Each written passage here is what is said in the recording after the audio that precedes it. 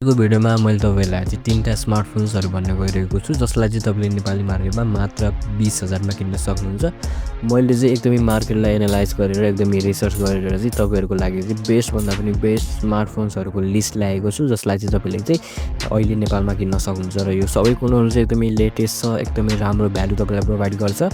So आजको भिडियोमा चाहिँ हामी यसैको बारेमा कुरा गर्न जाँदैछौँ। यिनै फोनहरुको बारेमा हामी कुरा गर्नेवाला छौँ। यसको स्पेसिफिकेसनहरु, फिचर्स, डिजाइन, डिस्प्ले, परफर्मेन्स, कतिको भ्यालु प्रोवाइड गर्छ, गेमिङको लागि ठिक छ छैन, क्यामेरा, सबै कुराको बारेमा चाहिँ आजको यो भिडियोमा हामी कुरा गर्न जाँदैछौँ। सो यदि तपाईहरु चाहिँ नेपालमा एकदमै राम्रो खालको लेटेस्ट 20,000 को अन्डरमा चाहिँ एउटा राम्रो स्मार्टफोन किन्ने सोचिराख्नु भएको छ भने आजको यो भिडियोलाई चाहिँ लास्टसम्म हेर्नुहोला।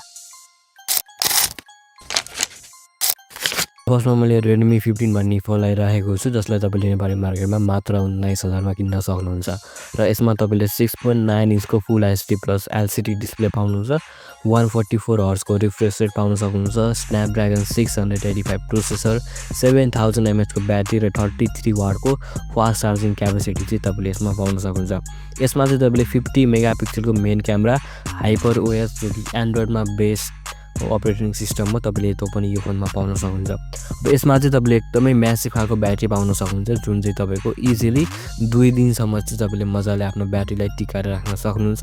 र यो फोनको सबैभन्दा राम्रो कुरा भनेको यसको स्क्रिन हो, यसको डिस्प्ले हो। यसमा तपाईले 144 हर्ज को रिफ्रेश रेट पाइराख्नु भएको छ, सो कि one of the best refresh rate हो। तपाईले एकदमै स्मुथ खालको डिस्प्ले पाउन सक्नुहुन्छ। यसमा स्मुथली स्क्रोलिङ, टिकटक, इन्स्टाग्राम, युट्युबहरु चाहिँ तपाईले एकदमै मजाले स्क्रोल गर्न सक्नुहुन्छ। एकदमै स्मुथ तपाईले यो फोनमा डिस्प्ले पाउन सक्नुहुन्छ। अनि यसमा चाहिँ तपाईले एकदमै ठुलो स्क्रिन पनि पाउन सक्नुहुन्छ जसले गर्दा चाहिँ युट्युबमा मुभिजहरु हेर्दा फेरि, गीतहरु सुन्दा फेरि, नेटफ्लिक्समा पनि तपाईले यदि कुनै शोहरु, सिरिजहरु हेर्नुहुन्छ भने पनि तपाईलाई चाहिँ एकदमै मजा आउनेवाला छ। सो यसमा चाहिँ तपाईले एकदमै राम्रो खालको भ्यालु पाउन सक्नुहुन्छ। एकदमै स्ट्रङ भ्यालु चाहिँ तपाईले चाहिँ स्ट्रङ भ्यालुको प्याकेज चाहिँ यो फोनमा पाउन सक्नुहुन्छ।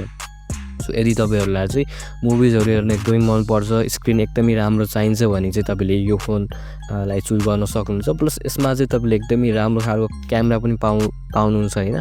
यदि राम्रोसँग लाइटिङ तपाईले म्यानेज गर्न सक्नुभयो भने चाहिँ यसबाट पनि तपाईले चाहिँ डिसेन्ट टाइपको सोशल मिडियामा अपलोड गर्ने टाइपको फोटोजहरु लिन सक्नुहुन्छ। प्लस यसमा चाहिँ तपाईले चाहिँ केही प्री इन्स्टल्ड एप्सहरु चाहिँ पाउन सक्नुहुन्छ जसलाई चाहिँ तपाईले चाहिँ डिलिट पनि पछि फोन पाइसकेपछि तपाईले त्यसलाई डिलिट गरेर पनि तपाईले म्यानेज गर्न सक्नुहुन्छ।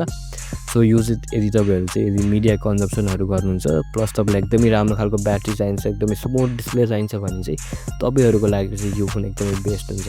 यो मैले Motorola G35 भन्ने फोनलाई राखेको छु जसलाई चाहिँ तपाईले नेपाली मार्केटमा 19,000 मा किन्न सक्नुहुन्छ। यसमा चाहिँ 6.7 इन्चको एलसीडी डिस्प्ले छ, युनिसक T760 भन्ने चिपसेट छ र तपाईले यसमा 4GB र 6GB र्यामको अप्सन पाउन सक्नुहुन्छ। 5000 mAh को ब्याट्री छ र तपाईले यसमा एकदमै राम्रो खालको एन्ड्रोइड एक्सपिरियन्स पनि पाउन सक्नुहुन्छ। यसमा 50 मेगापिक्सलको मेन क्यामेरा छ, प्लस यसमा तपाईले एकदमै क्लिन, एकदमै ब्लड फ्री सफ्टवेयरहरु पाउन सक्नुहुन्छ। एकदमै परफर्मेन्स पनि एकदमै राम्रो पाउन सक्नुहुन्छ तपाईले र एकदमै सिम्पल, एकदमै स्टेबल युआई तपाईले यसमा पाउन सक्नुहुन्छ। एकदमै राम्रो खालको तपाईले अप्टिमाइजेसन पनि यो फोनमा पाउन सक्नुहुन्छ।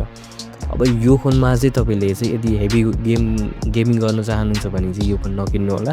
अनि यसको चार्जिङ स्पिड पनि अलिकति कम नै छ अनि क्यामेरा पनि तपाईले चाहिँ लो लाइटमा चाहिँ अलिकति कम नै पाउनुहुन्छ। बट यदि लाइटिङ म्यानेज गर्नुभयो भने राम्रै क्वालिटीमा तपाईले फोटोजहरु पाउन सक्नुहुन्छ।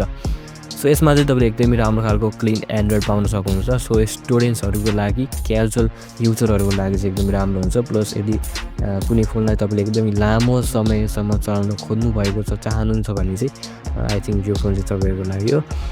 अब यो स्मार्टफोन्सहरु, बजेट स्मार्टफोन्सहरु चाहिँ कसैले पनि लामो समयसम्म चलाउन होला हैन, त्यही पनि तपाईलाई चाहिँ एकदमै राम्रो खालको फोन चाहिएको छ जो कि लामो समयसम्म टिकोस्।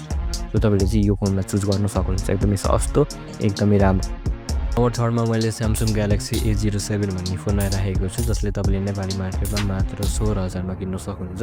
यसमा 6.7 इन्चको 90 हर्ज PLS LCD डिस्प्ले छ, MediaTek Helio G99 भन्ने प्रोसेसर, 5000 mAh को ब्याट्री र 50 मेगापिक्सलको मेन क्यामेरा। तपाईले यसमा Samsung खालको UI पनि पाउन सक्नुहुन्छ। सो तपाईले यो सबै कुरा चाहिँ एकदमै लो प्राइसमा पाउन सक्नुहुन्छ। यसमा चाहिँ यदि तपाईँहरूलाई चाहिँ स्यामसङको फोन एकदमै मनपर्छ, तपाईँले स्यामसङ लभर हो र एउटा बजेटमा स्मार्टफोन किन्ने सोचिराख्नु भएको छ भने यो फोन चाहिँ तपाईँहरूको लागि एकदमै राम्रो हुन्छ। यसमा तपाईँले एकदमै स्मुथ, एकदमै राम्रो खालको युआई पनि पाउन सक्नुहुन्छ, डिसेन्ट खालको पर्फर्मेन्स छ, डेली टास्क तपाईँले यो फोनमा मजाले गर्न सक्नुहुन्छ। अनि यसमा चाहिँ तपाईँले चाहिँ राम्रो सेल सर्भिस पनि पाउन सक्नुहुन्छ। फोन बिग्रियो भने पनि तपाईँले चाहिँ त्यसको जुन सर्भिस हुन्छ त्यसलाई चाहिँ एकदमै इजिली आफ्नो घरको साइडको कुनै मोबाइल पसलमा पनि गएर गराउन सक्नुहुन्छ, जो कि एकदमै राम्रो कुरा हो। यदि फोन बिग्रियो भने चाहिँ तपाईँले एकदमै सस्तोमा एकदमै राम्रोसँग इजिली तपाईँले फोनलाई आफ्नो बनाउन सक्नुहुन्छ। अनि यसमा चाहिँ तपाईँले ओन्ली HD प्लसको रिजोल्युसन पाउन सक्नुहुन्छ। अनि पर्फर्मेन्स चाहिँ अलिकति डिसेन्ट नै छ। तपाईँले चाहिँ यो जो बजेट स्मार्टफोनहरूमा चाहिँ हेभी गेम खेल्नु हुँदैन होइन, किनभने यदि खेल्नुभयो भने तपाईँको नै गेमले बिग्रिने हो, तपाईँको गेम बर्बाद हुने हो। खेल्न चाहनुहुन्छ भने पनि तपाईँले एकदमै लो सेटिङमा एकदमै ग्राफिक्सलाई मेन्टेन गरेर चाहिँ तपाईँले गेमिङहरू गर्न सक्नुहुन्छ। एकदमै लो सेटिङमा चाहिँ तपाईँले एकदमै मजाले गेमिङहरू इन्जोय गर्न सक्नुहुन्छ। पब्जी, फ्री फायर, पब्जी चाहिँ अलिकति चल्न गाह्रो हुन्छ, बट फ्री फायर चाहिँ तपाईँको मजाले चल्छ यो फोनहरूमा। सो मैले चाहिँ तपाईँलाई चाहिँ फाइनल कुरा भन्छु होइन, यदि तपाईँलाई चाहिँ एकदमै राम्रो खालको ब्याट्री, एकदमै राम्रो खालको डिस्प्ले चाहिएको छ भने Redmi 15 तपाईँले चुज गर्नु होला। अनि यदि तपाईँलाई चाहिँ एकदमै क्लिन सफ्टवेयर चाहिएको छ, प्लस अरू कुरा पनि एकदमै राम्रो चाहिएको छ, एकदमै सस्तोमा चाहिएको छ र एकदमै टिकाउ फोन चाहिएको छ भने Moto G35 भन्ने फोन चुज गर्न सक्नुहुन्छ। एकदमै बजेटमा एकदमै ब्रान्डेड फोन चाहिएको छ, स्यामसङ लभर हो तपाईँहरू, एकदमै ब्रान्ड ट्रस्ट चाहिएको छ भने स्यामसङ ग्यालेक्सी A07 भन्ने फोनलाई तपाईँहरूले चुज गर्न सक्नुहुन्छ। सो तपाईँहरूलाई चाहिँ यो फोनमा कुन बेस्ट लाग्छ त्यसलाई कमेन्ट बक्समा कमेन्ट गर्न नबिर्सिनु होला। यदि भिडियो राम्रो लाग्यो भने चाहिँ लाइक, सेयर, सब्सक्राइब गरिदिनुहोस्। I will see you in the next video.